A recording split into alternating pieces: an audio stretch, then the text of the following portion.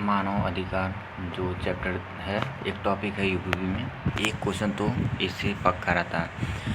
अन्य चैप्टर के लिए हम जिसको कोई उम्मीद नहीं रहता उसमें हम लोग 10 घंटा या 12 घंटा देते हैं। इस चैप्टर को हम अगर 10 मिनट दे दें तो 1 नंबर फिक्स हो जाता है।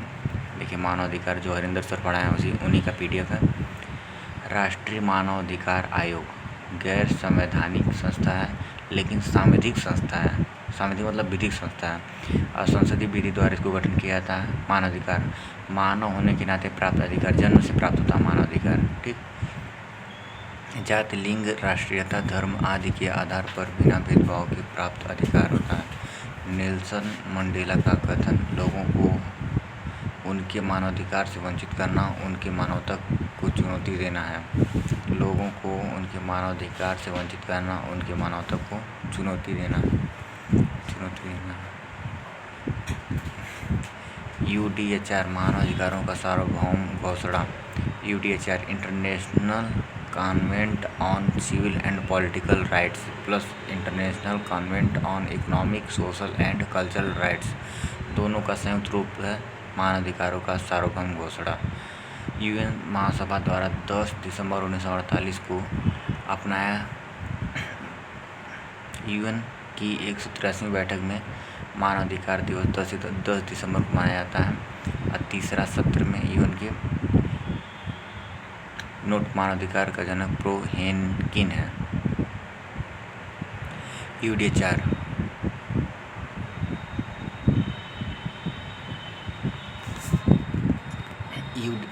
सार्वभौमिक मानवाधिकार घोषणा में 30 अनुच्छेद शामिल है। UN की 183वीं बैठक में घोषणा तीसरा सत्र घोषणा के पक्ष में 48 देशों ने मतदान किया। 98 देशों में से 48 देशों ने मतदान किया।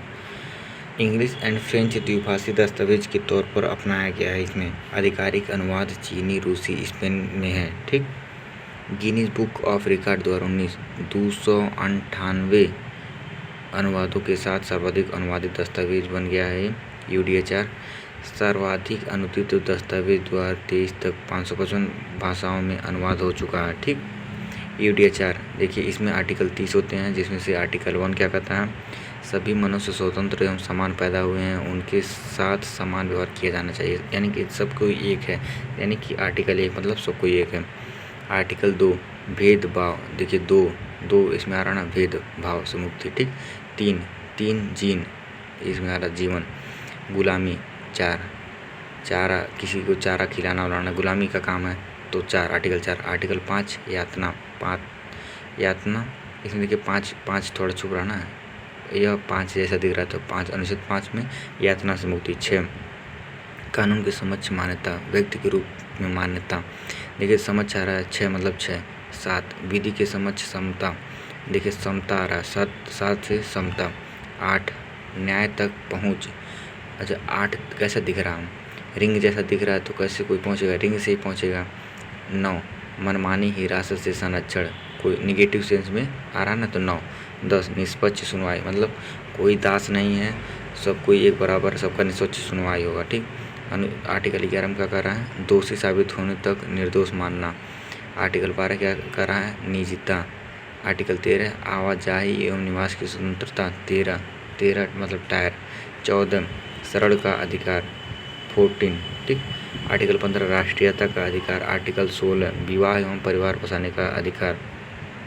16 आर्टिकल 17 संपत्ति का अधिकार, मनमाने ढंग से वंचित नहीं। आर्टिकल 18 धर्म या विश्वास की स्वतंत्रता। आर्टिकल 19 अभिव्यक्ति की स्वतंत्रता। आर्टिकल 20 शांतिपूर्वक सभा। आर्टिकल 21 सार्वजनिक मामलों में भाग लेने का अधिकार, एग्जाम्पल मतदान। आर्टिकल 22 सामाजिक सुरक्षा। आर्टिकल 23 काम का अधिकार, समान काम समान वेतन। 23 उचित पारिश्रमिक, ट्रेड यूनियन बनाना, ये सब आर्टिकल 23 में सार्वभौमिक UDHR के अंतर्गत।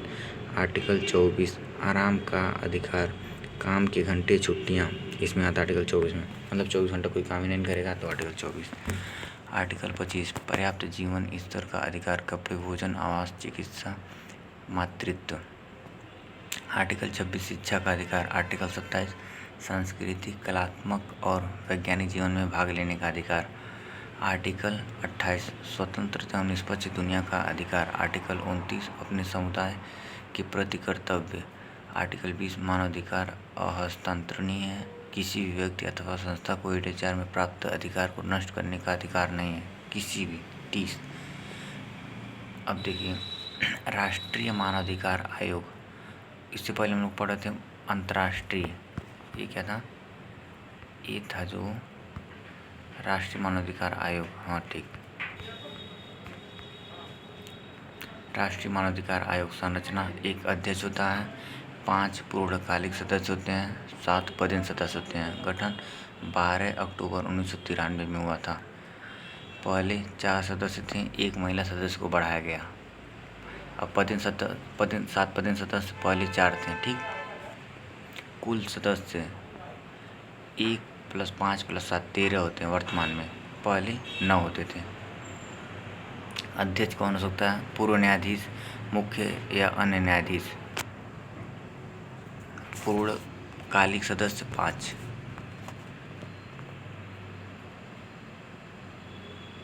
एससी का अवकाश प्राप्त या वर्तमान न्यायाधीश। हाई कोर्ट का अवकाश प्राप्त या वर्तमान न्यायाधीश। 2 सदस्य जिन्हें मानवाधिकार की विशेष जानकारी हो। 1 महिला सदस्य।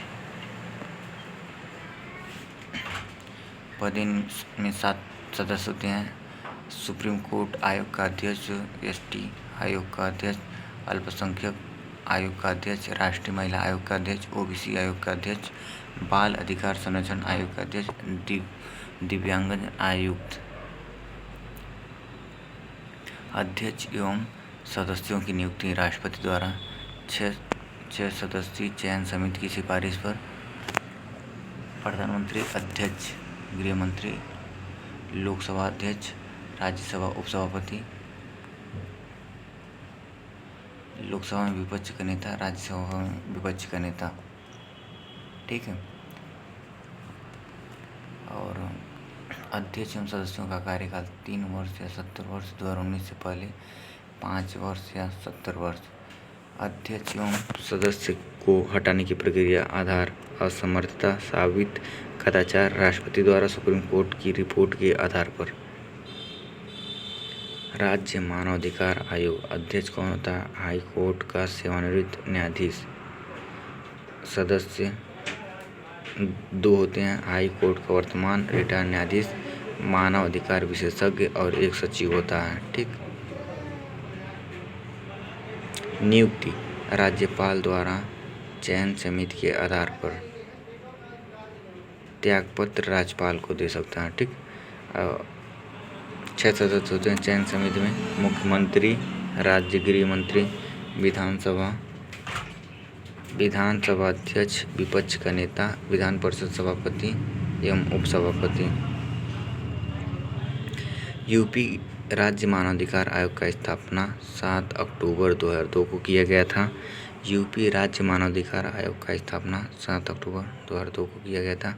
हेडक्वार्टर इसका लखनऊ है। रिमूवल प्रोसेस राष्ट्रपति द्वारा हाईकोर्ट की जांच के बाद। अब क्वेश्चन आ गया, राष्ट्रीय मानवाधिकार आयोग का गठन संसद के कौन से अधिनियम के अंतर्गत हुआ था? मानवाधिकार संरक्षण अधिनियम 1993। मानवाधिकार संरक्षण अधिनियम 1993 कितने अध्यायों और धाराओं में विभक्त है? अध्याय 8 है, धारा 43 है, ठीक। अध्याय 8 है, धाराएं 43 है। राष्ट्रीय मानवाधिकार आयोग NHRC एक स्वतंत्र वैधानिक संस्था है। इसकी स्थापना 12 अक्टूबर 1993 में हुई थी। 4 राष्ट्रीय मानवाधिकार आयोग का मुख्य कार्य क्या है? जीवन का अधिकार संरक्षित करना, स्वतंत्रता का अधिकार संरक्षित करना, समानता का अधिकार संरक्षित करना, उपयुक्त सभी।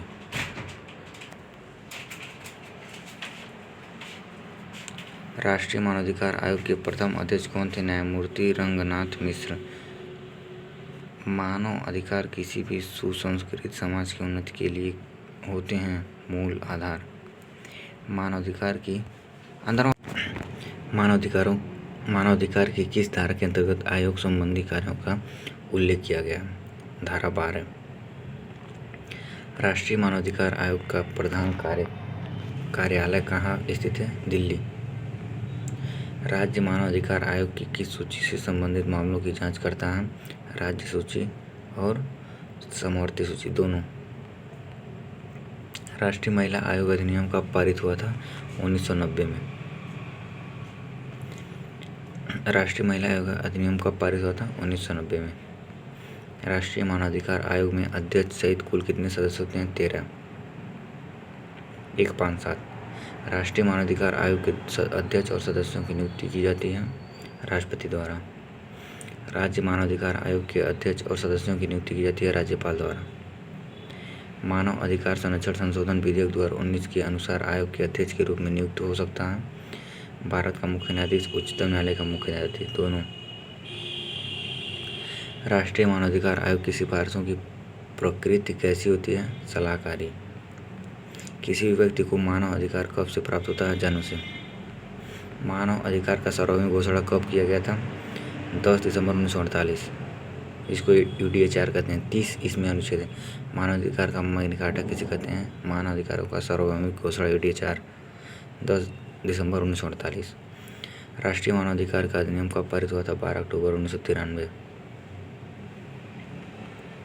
राष्ट्रीय मानवाधिकार आयोग कैसे निकाय है? सांविधिक निकाय है। राष्ट्रीय मानवाधिकार में अध्यक्ष सहित कुल कितने सदस्य होते हैं? 1 अध्यक्ष और 12 सदस्य होते हैं। राष्ट्रीय मानवाधिकार आयोग के अध्यक्ष का कार्यकाल कितने समय का होता है? 3 वर्ष या 70 वर्ष। निम्न में से कौन राष्ट्रीय मानवाधिकार आयोग के अध्यक्ष के लिए गठित समिति में शामिल नहीं होता? राष्ट्रपति शामिल नहीं होता। बाकी प्रधानमंत्री, लोकसभा अध्यक्ष, मुख्य विपक्षी दल, सब शामिल होते हैं। राष्ट्रीय मानवाधिकार आयोग के सदस्य व अध्यक्ष अपना त्यागपत्र किसे देते हैं? राष्ट्रपति को।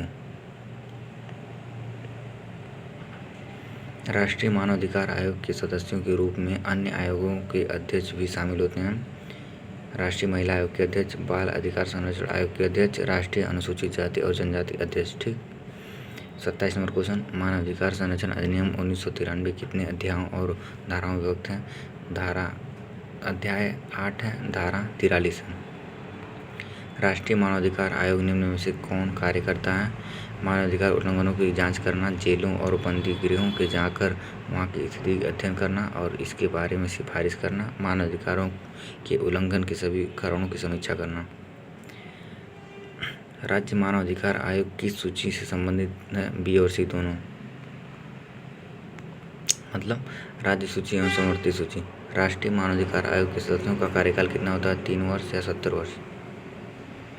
मानवाधिकार संरक्षण अधिनियम 1993 में कितने अध्याय एवं 8 अध्याय 43 धारा हैं? UDHR के पक्ष में कितने देशों की मतदान किया था? 48 58 से।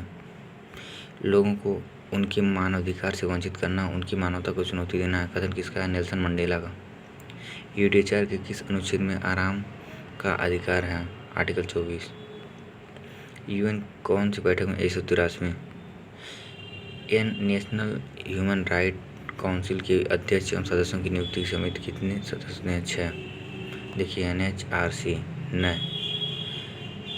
N6।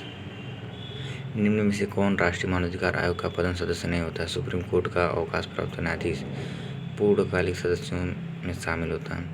SC आयोग का अध्यक्ष होता है। राष्ट्रीय महिला आयोग का दिव्यांगजन आयुक्त होते हैं, लेकिन ये नहीं होता है। ठीक। शांतिपूर्वक सभा करने का अधिकार किसमें है? आर्टिकल 20 में। UDHR के तहत राष्ट्रीयता का अधिकार किस अनुच्छेद में शामिल है? आर्टिकल 15। राज्य मानवाधिकार आयोग के अध्यक्ष किसे अपना त्यागपत्र सौंपते हैं? राज्यपाल को। UDHR का आधिकारिक अनुवाद किस भाषा में हुआ है? हिंदी।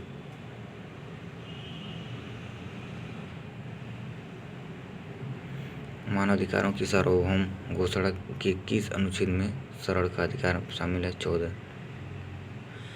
43। राष्ट्रीय मानवाधिकार आयोग में प्रधान सदस्यों की संख्या कितनी है? 7। कुल कितनी है? 13। 175। अच्छा, 41 नंबर क्वेश्चन कहा है UDHR का आधिकारिक अनुवाद किस भाषा में नहीं है? तो चीनी में नहीं है, चीनी में है, रूसी में, स्पेनिश में, लेकिन हिंदी में नहीं है। ठीक, कन्फ्यूजन था इसमें। ठीक।